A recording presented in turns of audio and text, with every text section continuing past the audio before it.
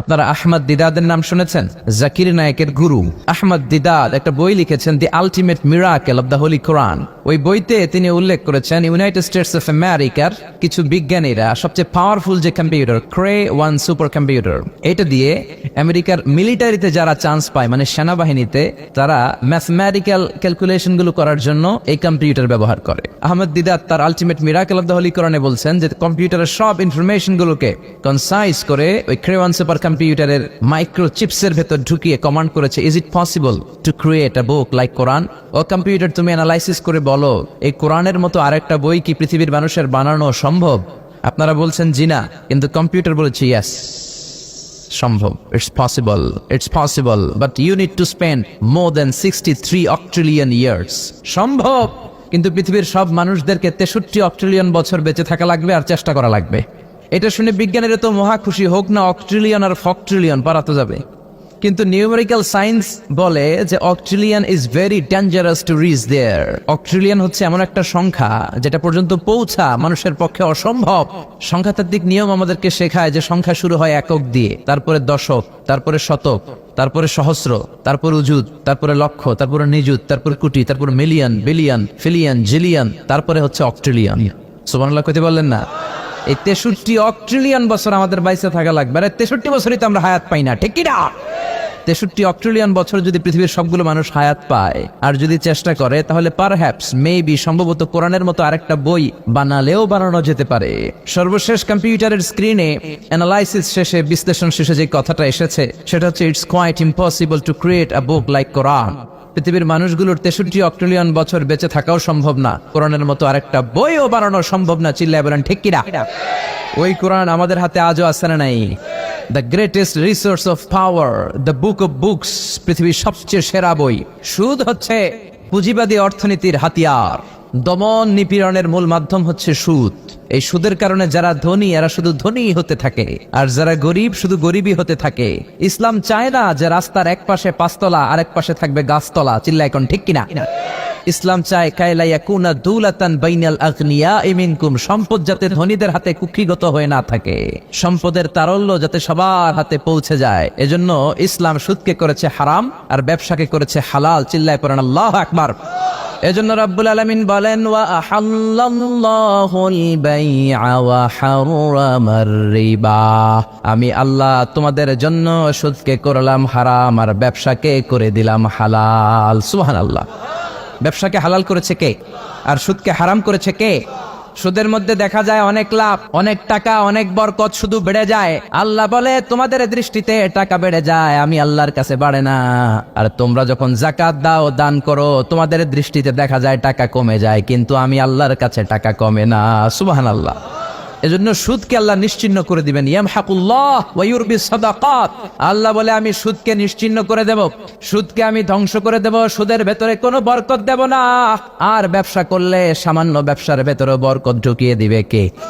বিশ্বনবী সুদখোরদের উপর লানত দিয়েছে। কি দিয়েছে? লাআনা রাসূলুল্লাহ আকিলার রিবা ওয়া মুকিলাহু ওয়া কাতিবাহু ওয়া শাহিদাইহি, যারা সুদ খায়, যারা সুদ দেয়, যারা সুদের দলিল লেখক, যারা সুদের সাক্ষী থাকে, সবার উপরে বিশ্বনবী লানত দিয়েছে। জোরে পড়েন নাউযুবিল্লাহ। এজন্য খবরদার, সুদের সাথে মুসলমানদের কোনো সম্পর্ক। বিশ্বনবী বলেছেন আর রিবা সালাসু ওয়া সাবউনা বাবান, সুদের রয়েছে 73টা গুনাহ। কয়টা গুনাহ? সুদের মধ্যে 73টা গুনাহ। আইসারুহা আইয়ান কাহার রাজুল উম্মা, 73টা গুনার মধ্যে সবচাইতে ছোট্ট গুনাহ হলো নিজের মায়ের সাথে জিনা করা। 73টা গুনাহ, আর সবচেয়ে ছোট গুনাহ হচ্ছে আইয়ান কাহার রাজুল উম্মা, ব্যক্তি তার মায়ের সাথে জিনা করবে। এটা যদি সবচেয়ে ছোট্ট গুনাহ হয়, তাহলে বড় গুনার অবস্থা কি? বড় গুনাহটা কি জানার দরকার আছে না নাই? আল্লাহ সেটাও বলে দিলেন ফাআযানু বিহারবিম মিনাল্লাহি ওয়া রাসূলিহি, সুদের সবচেয়ে ছোট গুনাহ মায়ের সাথে জিনা করা, আর সুদের সবচেয়ে বড় গুনাহ আল্লাহর সাথে যুদ্ধ করা। করবেন নি? পারা যাবে না আল্লাহর সাথে যুদ্ধে? সে আল্লাহ কবে থেকে ক্ষমতায় বসা, এখন তো আল্লাহ বুড়া হয়ে গেছে। হ্যাঁ, আল্লাহর ক্ষমতা কি আগের মতো আছে? জোরে বলেন আছে? এজন্য সুদের সবচেয়ে ছোট গুনাহ মায়ের সাথে জিনা, সবচেয়ে বড় গুনাহ কার সাথে? যুদ্ধ। আরো জোরে বলেন। এজন্য বিশ্বনবী বলতেন ইজতানিবু আস-সাবআল মুবিকাত, 7টা ইমান বিধ্বংসী আমল বিধ্বংসী কাজ থেকে তোমরা বেঁচে থাকবা। 1 নম্বরে হলো শিরক, আল্লাহর সাথে শিরক করবা না। 2 নম্বরে হলো মাতা পিতার সাথে অবাধ্যতা করা। 3 নম্বরে জাদু দেখানো, জাদু টোনা করা। 4 নম্বরে অন্যায় ভাবে কাউরে হত্যা করা। 5 নম্বরে এতিমের সম্পদ খাওয়া। 6 নম্বরে কোন নারীকে অন্যায় ভাবে জিনার অপবাদ দেওয়া। 7 নম্বরে সুদ খাওয়া। কি খাওয়া? এই 7টা কাজ করলে আপনার ইমানটাকে ধ্বংস করে দিবে কে? চিল্লায় বলেন কে? এজন্য দুনিয়াতে যারা সুদ খায় তাদের সম্পদে কোনো বরকত নাই, তাদের শুধু রোগ আর রোগ, টেনশন আর টেনশন, আছে না নাই? আবার বিশ্বনবী বললেন যারা সুদ খায় তাদের 3টা শাস্তি। কয়টা? 1 নম্বরে কিয়ামতের দিন আল্লাযীনা ইয়াকুলুনার রিবা লা ইয়াকুমুনা ইল্লা কামা ইয়াকুমুল্লাযী ইয়াতাখাব্বাতুহু শাইতানু মিনাল মাস। সুদের 1 নম্বর শাস্তি কিয়ামতের দিন সুদখোর যখন কবর থেকে উঠবে রব্বুল আলামিন তাকে জিনে ধরা রোগীর মতো, পাগলের মতো উঠায় দিবে। সুদখোর কবর থেকে উঠে ভূতে ধরা রোগীর মতো, জিনে ধরা রোগীর মতো, পাগলের মতো লাফাতে লাফাতে উঠবে। তারে দেখে কিয়ামতের ময়দানের সবাই বুঝবে লোকটা হলো সুদখোর। কি খোর? এটা হচ্ছে 1 নম্বর শাস্তি। 2 নম্বর শাস্তি বিশ্বনবী বললেন আমি স্বপ্নে দেখলাম কিছু লোকের পেট হচ্ছে বিশাল বড় ঘরের মতো, আর ওই পেটের ভেতরে দেখলাম ভয়ঙ্কর বিষাক্ত সাপ। জিব্রাইল রে বললাম ও জিব্রাইল মান হাউলা, এরা কারা? বিশ্বনবী বললেন হাউলাই আকালাতুর রিবা, এরা হলো আপনার উম্মতের মধ্য থেকে যারা সুদ খেয়েছে ওই সুদখোর লোকগুলা। পড়েন না আউযুবিল্লাহ। 3 নম্বর শাস্তি বিশ্বনবী বলেন যে রাতে আমাকে মেরাজে নেওয়া হলো, রাআইতু লাইলাতা উসরিয়া বি, মেরাজের রাতে আমি দেখলাম রক্তের একটা নদী, ওই নদীর উপর কিছু লোক সাঁতার কাটে। কিসের নদী? রক্তের নদী আমরা কোনোদিন দেখেছি? রক্তের একটা নদীর ভেতরে কিছু লোক সাঁতার কাটে। সাঁতার কাটতে কাটতে বাঁচার জন্য যখন পারে আসতে চায়, তীরে আসতে চায়, কিছু ফেরেশতারা অনেক বড় বড় পাথরের খণ্ড নিয়ে বসা। তীরের দিকে আসতে চাইলে প্রচন্ড জোরে পাথর নিক্ষেপ করে তার চেহারার দিকে। পাথরের আঘাতে ওই লোকটার চেহারা ছিন্ন বিচ্ছিন্ন হয়ে যায়। লোকটা চিৎকার করতে করতে আবার রক্তের নদীর মাঝখানে চলে যায়। আবার তীরে আসতে চাইলে আবার পাথর আছে না নাই? বিশ্বনবী বললেন মান হাউলা ইয়া জিবরিল, ও জিব্রাইল এরা কারা? বিশ্বনবী বললেন এরা হলো আপনার সুদখোর উম্মাত। এরা কারা? এজন্য সুদ খাওয়া যাবে? জোরে বলেন সুদ খাওয়া যাবে? খবরদার সুদ খাওয়া যাবে না। সুদের বিপরীতে আমরা ব্যবসা করব। ব্যবসায় বরকত দিয়েছে কে? বিশ্বনবী বললেন রিজিককে আল্লাহ 10 ভাগ করেছেন, তার 1 ভাগ দিয়েছেন পৃথিবীর অন্যান্য পেশার ভেতরে, আর 9 ভাগ দিয়ে দিয়েছেন ব্যবসার ভেতরে। সুবহানাল্লাহ। রিজিকের 9 ভাগ থাকে ব্যবসার ভেতরে, এজন্য সুদ খাওয়া যাবে না। সুদের সাথে ইসলামের কোনো সম্পর্ক। আমরা ব্যবসা করব। আপনি মুশারাকা সিস্টেমে, মুদারাবা সিস্টেমে, আপনি মুরাবাহা সিস্টেমে ব্যবসা করেন, ওই ব্যবসায় বরকত দিবে কে? সুদ হারাম এই কারণে, কারণ টাকার ভেতর থেকে টাকা আসে। আপনি 1 লক্ষ টাকার একটা বান্ডিল আপনার আলমারির ভেতরে আজকে রাখলেন, 1 বছর পরে খোলার পরে এটা কি 1,10,000 টাকা হবে? 1,05,000, 1,02,000, 1,10 টাকা, 1,05 টাকা, 1,01 টাকা? 1 টাকাও পারবে না। কত থাকবে? 1 লাখই থাকবে। কারণ টাকার ভেতর থেকে টাকা আসে না। টাকার ভেতর থেকে টাকা আসে যখন ওই টাকার সাথে শ্রম যুক্ত হয়, যখন টাকার সাথে কষ্ট যুক্ত হয়, যখন টাকার সাথে মেধা যুক্ত হয়। ঠিক কিনা? তো আপনি টাকা দিয়ে কেমন করে টাকার ভেতর থেকে টাকা নেন? এটা হারাম। হয়তো আপনাকে ব্যবসায় অংশগ্রহণ করতে হবে, লাভ লস দুইটাতে অংশগ্রহণ করতে হবে, রিস্কও থাকবে। আপনি ব্যবসায় টাকা দিয়ে শুধু লাভ নিলেন, লস নিলেন না, এটাই সুদ। ঠিক কিনা? আপনার লাভও নিতে হবে, লস নিতে হবে, ঝুঁকিও নিতে হবে। এইটার নাম হলো ব্যবসা। হয় আপনি ব্যবসা করবেন, তা না হলে আপনি কর্জে হাসানা দিবেন। কি দিবেন? কর্জে হাসানা দিলে ওই ব্যক্তির মর্যাদা বাড়িয়ে দেয় কে? চিল্লায় বলেন কে? 3 সিস্টেমে ব্যবসা করবেন। কয় সিস্টেমে? 1 নম্বর হচ্ছে মুশারাকা সিস্টেম। মুশারাকা পার্টনারশিপ, আমি আপনি শেয়ার, 3-4 জন মিলে শেয়ার, আমার টাকা আপনার টাকা, আর 2 জনে মিলে ব্যবসা করব। আমার যদি ধরেন 4 লক্ষ টাকা হয়, আপনার যদি 6 লক্ষ টাকা হয়, তাহলে যেই লাভ হবে তার 60% নেবেন আপনি, 40% নেব আমি। লসও যদি হয় 60% আপনার উপর, 40% আমার উপর। এই ব্যবসাকে বৈধ করেছে কে? 2 নম্বরে হচ্ছে আল মুদারাবা। মুদারাবাও বৈধ। মুদারাবা মানে হচ্ছে আপনার টাকা আমার শ্রম। আল্লাহ আমারে কোনো টাকা দেয় না, আমি মিসকিন, আমি ফকির, আমি দেব শ্রম, আপনি দিবেন টাকা। কত পার্সেন্ট লাভ হলে কে কতটা নিব এটা আমরা ভাগ করে নিব। কিন্তু লস হলে আমার কোনো লস নাই, কারণ আমার শ্রম আপনার টাকা, আমি যে খাটছি এটাই তো আমার লস। ঠিক কিনা? কথা বলেন। আর টাকা যেহেতু আপনার, পুরো লস নেবেন আপনি। এই সিস্টেমও ব্যবসা যায়। 3 নাম্বার হচ্ছে আল মুরাবাহা। বুঝার চেষ্টা করেন। আমার ঘরে ফ্রিজ নাই, ফ্রিজের দাম 1 লক্ষ টাকা। কয় লাখ টাকা? আপনি আমারে বাজার থেকে 1 লক্ষ টাকা দিয়ে একটা ফ্রিজ কিনে আমার কাছে 1,20,000 টাকা বিক্রি করবেন। এটা আমি কিস্তিতে দিব আপনারে, 6 মাসের কিস্তিতে দিব। আপনার লাভ হচ্ছে আপনি 1 লক্ষ টাকা দিয়ে কিনে 1,20,000 বিক্রি করছেন, 20,000 লাভ। আর আমার লাভ হচ্ছে আমার কাছে কোনো টাকা নাই, আমি ফ্রিজের মালিক হয়ে গেলাম, কিস্তিতে দিয়ে 6 মাস পরে আমি টাকাও পূর্ণ করে দিলাম। এটাকে বলে মোরাবাহা। শাহজালাল ইসলামী ব্যাংক, আল আরাফা ইসলামী bank, Bangladesh Islamic bank limited, এই তিনটার সিস্টেমে আপনাদের সাথে বিজনেস করে। আল মুদারাবা, আল মুশারাকা, আল মোরাবাহা, যেই সিস্টেমে আপনি করেন না কেন এগুলোর কবুল করে নিবে কে? কিন্তু এগুলো না করে 100 টাকার বান্ডিল দিয়ে বললেন এই নাও 100 টাকার বান্ডিল, এখানে 10,000 টাকা আছে, সুদে লাগালাম, মাসে দিবে 1000, কয় হাজার? আরো জোরে বলেন। এখন মাস শেষে 1000 দিতে পারে না, ওইটার উপর আবার বাড়তে শুরু করলো। আল্লাহ বলে লা তাকুলু আর রিবা আদাআফাম মুদাআফা, খবরদার চক্রবৃদ্ধি হারে সুদ খেও না, মাহাজনী সুদ খেও না। কার কথা? মাহাজনী সুদ খাওয়া যাবে না, চক্রবৃদ্ধি হারে সুদ খাওয়া যাবে না। তাহলে ব্যাংকের সুদ খাওয়া তো যাবে না? ব্যাংকের সুদ খাওয়া যাবে না, ব্যাংকের সুদও হারাম, আর চক্রবৃদ্ধি হারে মাহাজনী সুদ, এটা অনেক ভয়ঙ্কর হারাম। গ্রামে গঞ্জে এরকম আছে না নাই? 10,000 টাকায় মাসে 1000 টাকা সুদ। কথা কন, কথা কন, কথা কন। আছে, এখন দিতে পারে না, সুদ আবার বেড়ে যায়। এখন 2000 হয়ে গেছে, এরপরের মাসেও দিতে পারে না, 3000 হয়ে যায়। এরপরে কে আসলটা দেয়া লাগবে না, তুই সুদ চালা। কি চালা? সুদ চালাইতে চালাইতে বাড়ি নাই, বিটা নাই, জমি নাই, টিউবওয়েল নাই, পরনের লুঙ্গিও নাই। আছে না নাই?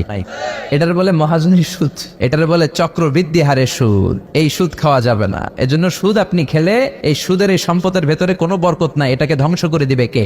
চিল্লায় বলেন কে? এজন্য আপনি ব্যবসা করবেন। আল্লাহ বললেন হাল্লাল্লাহুল বাইআ ওয়া হারামার রিবা, আমি আল্লাহ ব্যবসাকে তোমাদের জন্য হালাল করলাম, সুদকে করলাম হারাম। এখন আমরা সুদ খাবো না, ব্যবসা করব।